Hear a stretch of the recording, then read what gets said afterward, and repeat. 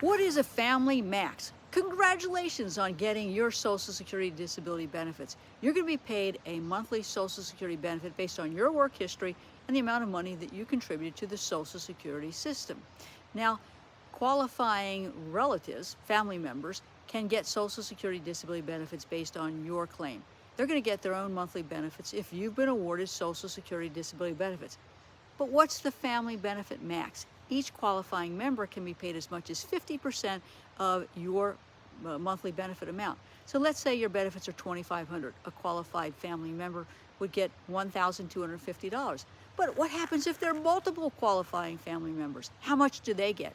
It depends on that family max. Because remember, it's 150% of the disabled monthly benefit. In some cases, it can go as high as 180.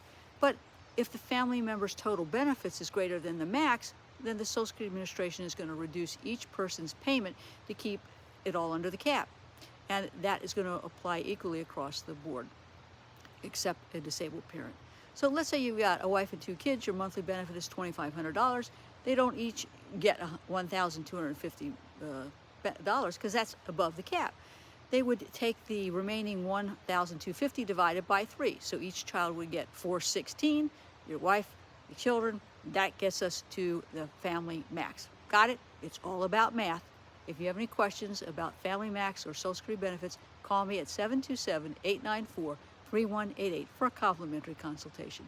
I look forward to helping you get the Social Security disability benefits you deserve.